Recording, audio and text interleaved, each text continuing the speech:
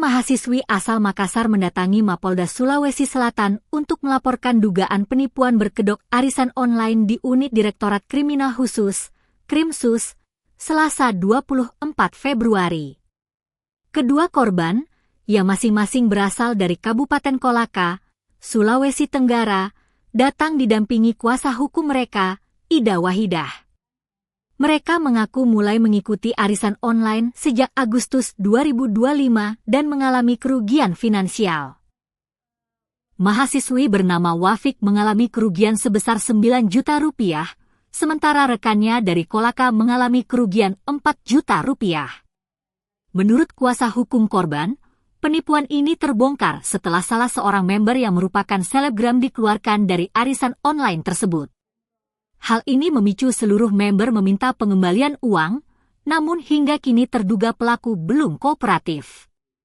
Diperkirakan puluhan orang menjadi korban, jelas Ida Wahidah.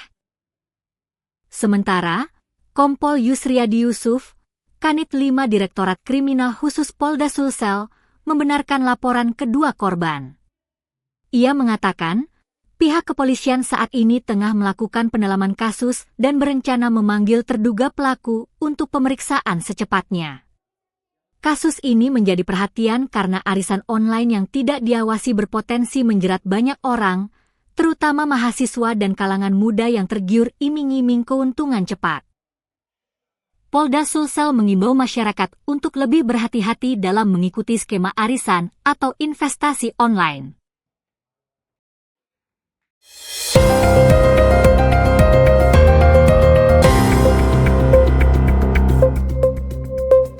Tim Reserse Mobile, Resmob, Polres Goa berhasil membekuk 4 pelaku pencurian motor lintas kabupaten dalam aksi dramatis yang terjadi pada Jumat 25 Februari.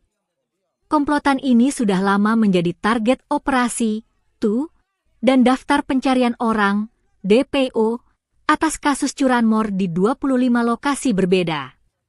Aksi kejar-kejaran terjadi saat tim Jatan Satreskrim Polres Goa mencoba menangkap pelaku di Kelurahan Tamarunang, Kecamatan Somba Opu, Kabupaten Goa.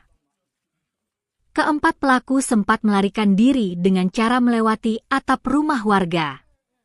Salah satu pelaku bahkan mencoba melawan petugas, namun akhirnya berhasil diamankan. Kami sudah lama memburu komplotan ini.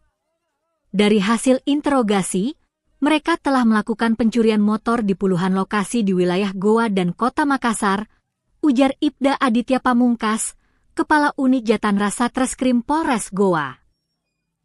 Hasil penyelidikan juga mengungkap bahwa motor curian digunakan pelaku untuk membeli narkoba dan memenuhi kebutuhan sehari-hari. Polisi berhasil mengamankan sebanyak 23 motor berbagai jenis dan merek sebagai barang bukti. Keempat pelaku kini menjalani pemeriksaan di Unit Pidana Umum Polres Goa dan dijerat dengan pasal 476-477 KUHP.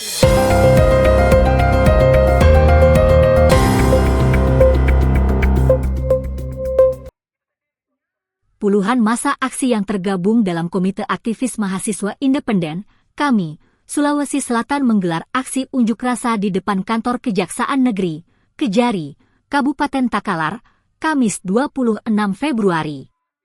Aksi yang berlangsung di Jalan Jenderal Sudirman, Kelurahan Kalabirang, Kecamatan Patalasang ini sempat diwarnai dengan aksi bakar ban.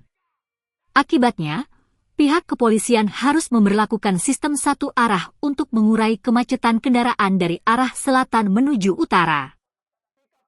Dalam orasinya, Jenderal Lapangan KAMI Sulsel, Abdul Salam, menyampaikan pernyataan sikap tegas terkait dugaan penyimpangan anggaran pengadaan 2.300 unit tong sampah pada tahun anggaran 2025. Proyek tersebut memiliki total nilai anggaran mencapai lebih dari setengah miliar rupiah. Berdasarkan hasil penelusuran dan analisa awal, kami menduga kuat terjadi markup harga pada pengadaan 2.300 tong sampah senilai 600 juta rupiah tersebut. Harga satuannya dinilai sangat tidak wajar sehingga menimbulkan pertanyaan di ruang publik, ujar Abdul Salam di sela-sela aksi.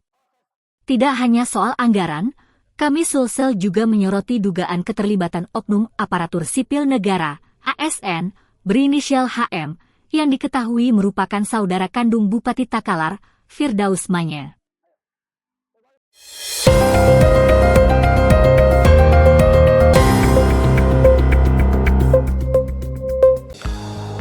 Bismillahirrahmanirrahim. Assalamualaikum warahmatullahi wabarakatuh.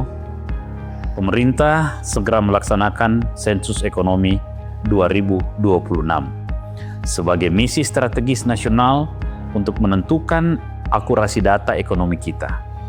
Saya, Munafri Arifudin, Wali Kota Makassar, mendukung penuh kegiatan ini yang akan berlangsung pada 1 Mei sampai 31 Juli 2026. Data ini sangat vital untuk perumusan kebijakan ekonomi, investasi, dan pembangunan kota.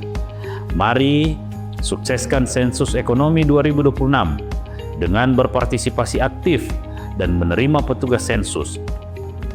Memberikan data yang jujur dan benar, kerahasiaan data dijamin sepenuhnya oleh undang-undang. Sensus ekonomi 2026 mencatat perekonomian Indonesia. Wassalamualaikum warahmatullahi wabarakatuh.